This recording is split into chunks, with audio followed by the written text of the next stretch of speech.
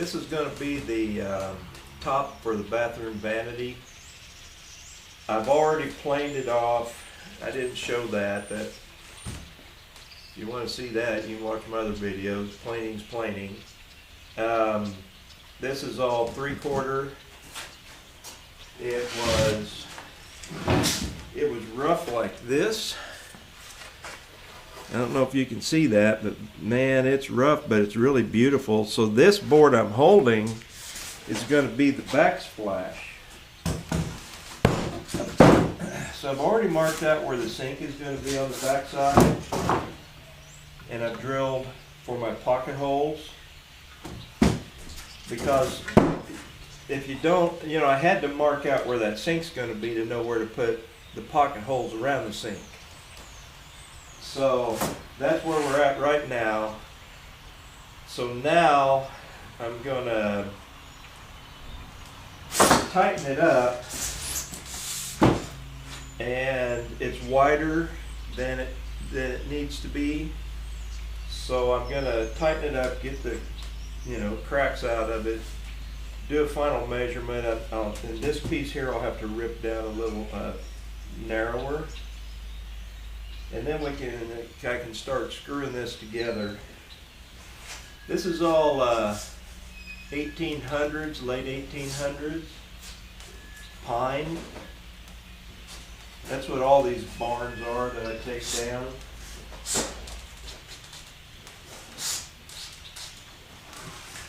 So what I do when I finally get it all screwed together, then I'll go in and square off the ends and continue building this. So right now, that's what I'm going to do. So I'm going to rip off. This whole thing needs to be 23 5/8.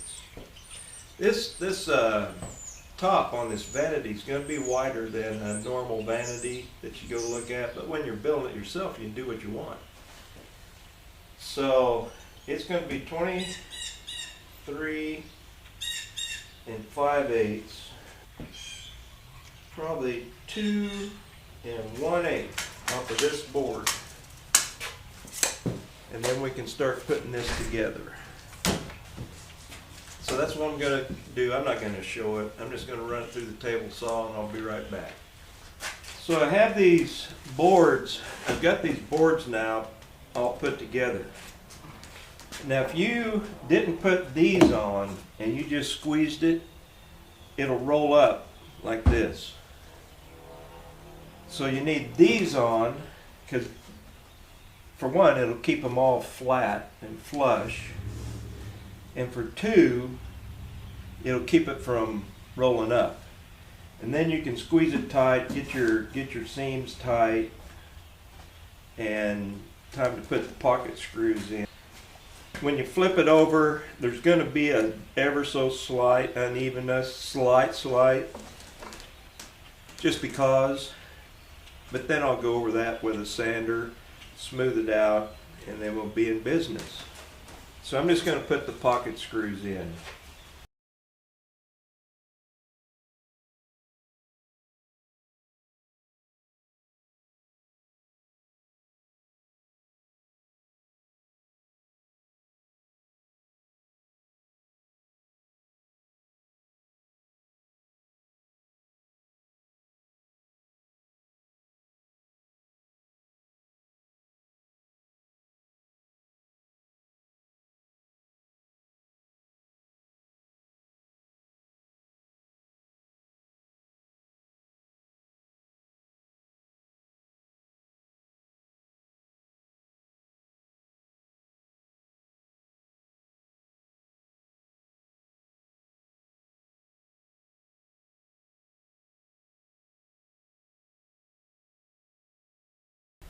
That end's against the wall, this end's exposed.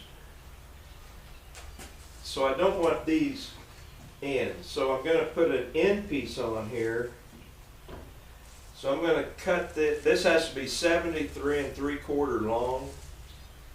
And I'm going to use one of these for the end cap. So I'm just going to measure this out and rip this edge and then put this end cap on. You back on? Yeah, but it doesn't matter.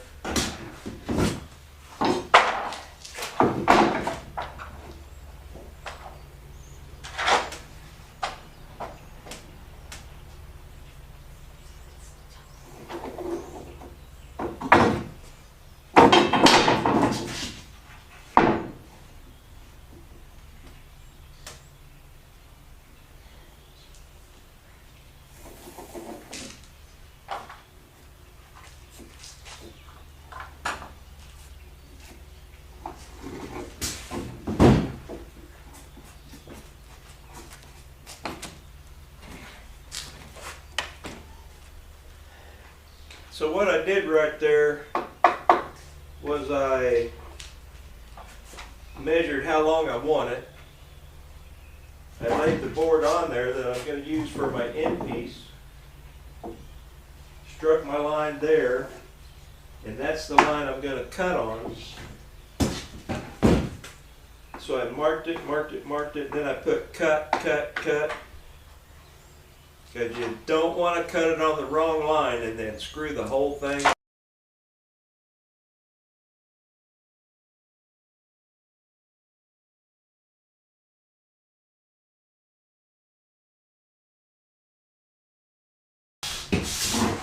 So now I'm going to cut this piece to length, make sure it's perfect, and then I'll put pocket holes in here and screw it into here.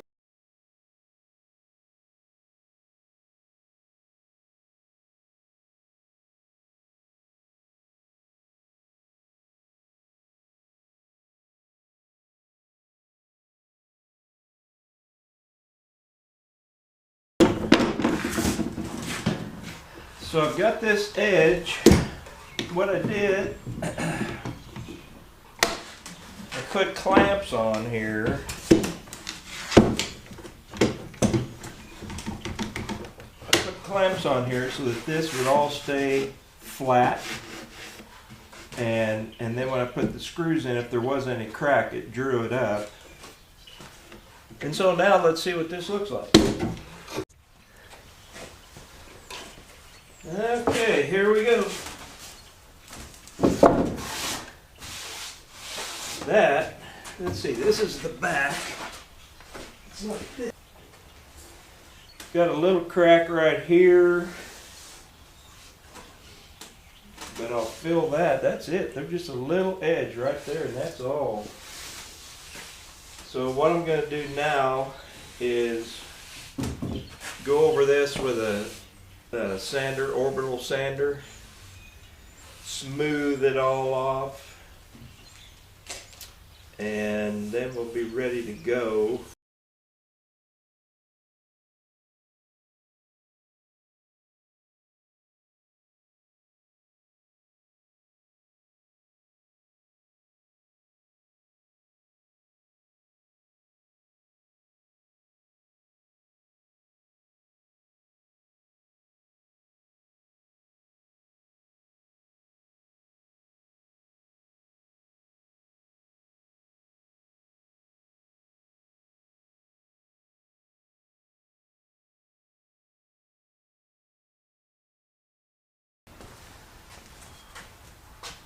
So the only crack in this thing is right here, and it's not very big, but I want to fill it. So what you do is you put a little bit of glue in there. So what you do is you put a little bit of glue in there, just like that.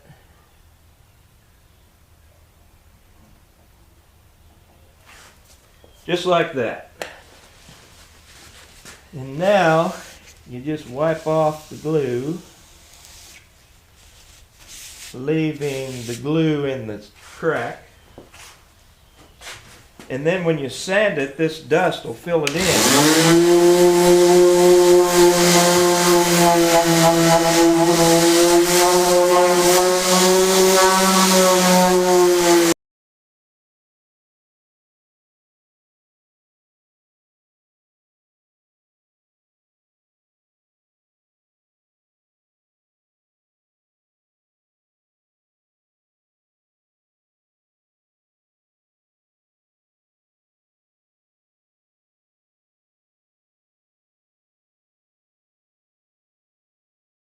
So if you can see this crack, it is gone. So I'm going to go ahead and finish. I'm pretty well done. So this is 60 grit sandpaper that I'm using here. And then when I get all done, I'll put some like 220 or something in here, 180, just to make sure there's no grind marks.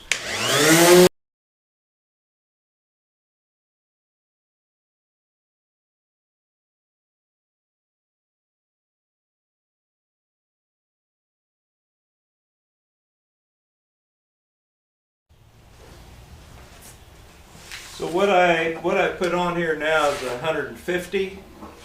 So I'll just go over it one last time and call her good.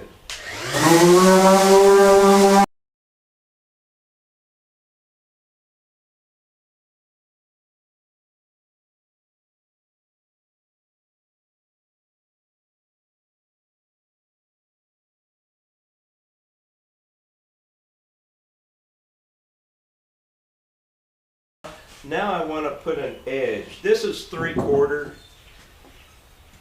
I don't think that looks right. You want a deeper look to it. So this is a 1-inch edge, so that'll make that 1 3/4 inches. I'll glue that on and then shoot brad nails in.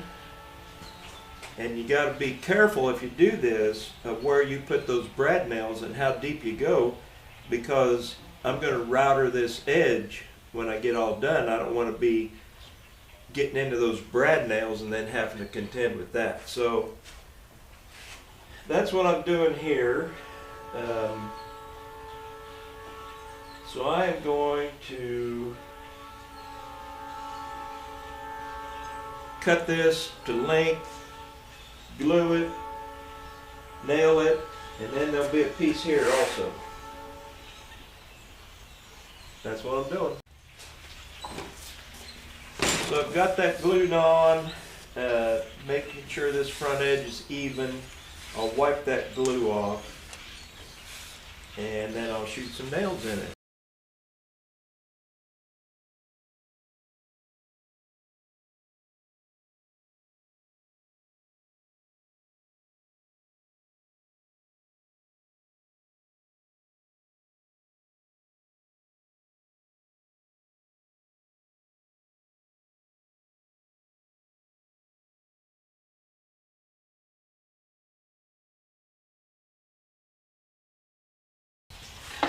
So now I'm going to router this edge, that edge, and this edge. And what I've done, and it costs a little bit of money, is for my doors, building the Barnwood doors, etc., for the kitchen cabinets, and then will be for the bathroom. I used the same router bit.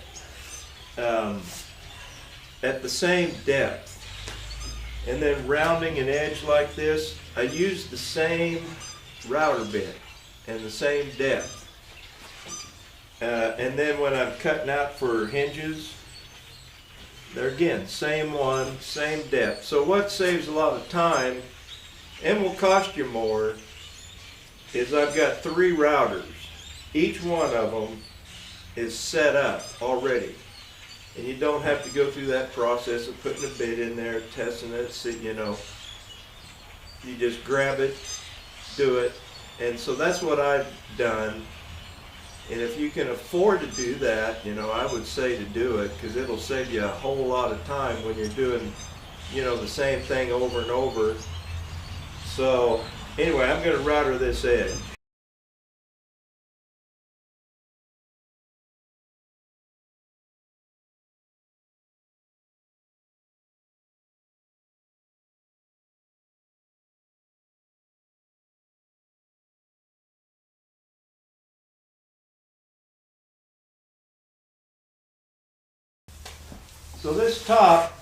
So this top is done.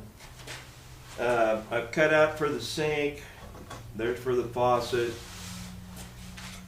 So there's a couple places on here, you know, there and right there, where I used some glue. And if you don't have all of the glue off, when you go to finish it, wherever there's glue, it won't finish right, and it'll just stand out like a beacon. So what I do is I hit it with alcohol. This is just regular old alcohol you buy. But what that does is, if there's any place where there's glue still there, when I hit it with this alcohol, that spot will pop up. Plus, you're cleaning it off, you know. So that's what I do, always do it, all the tops. Even if I don't use glue, I still spray them, because, you know, this will evaporate. And there's no place where there's glue. No place, because I put some along the edge too in a couple of cracks, and there's nothing there.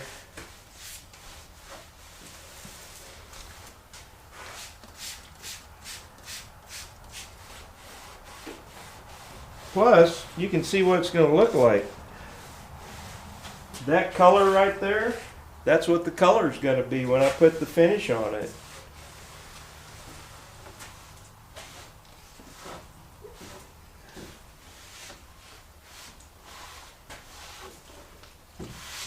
So on all of my planed off wood, I use this oil base.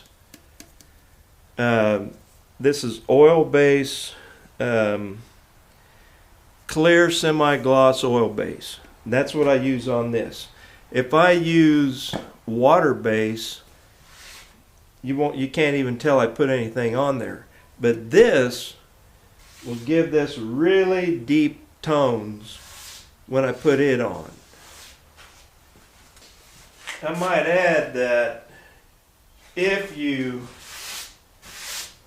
do put the polyurethane on it, and for some reason it just doesn't lay on right, doesn't look right, or you missed a glue spot, you can sand it off. It just adds time. I've had to do it.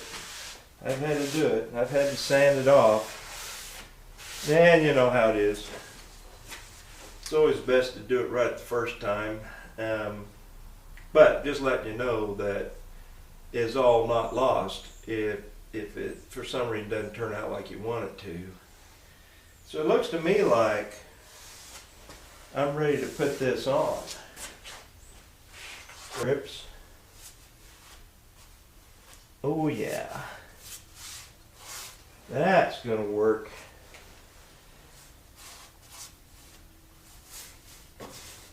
This oil base polyurethane just brings the color out in these. It's amazing. It is amazing.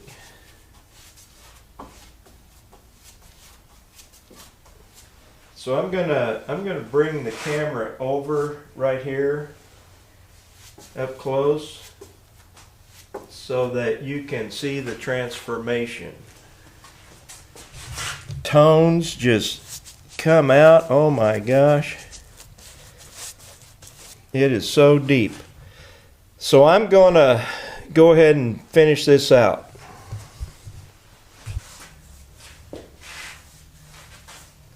So I'll put 2 coats on. It'll take a while for this to dry. And then I will hit it with like 220 grit sandpaper by hand, in case there's any little bit of dust or whatever might have caused a rough spot. And then I'll do this a second time.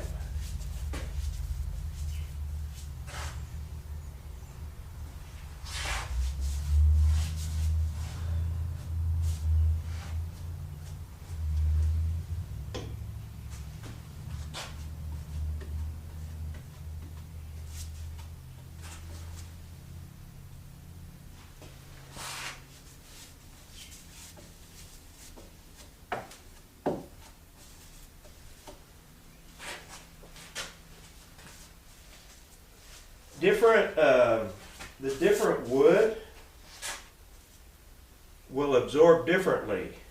So like this piece right through there, I can tell right now, just because of the type of wood, it's going to be just a scotch rough. Not much, but just enough that you don't want it.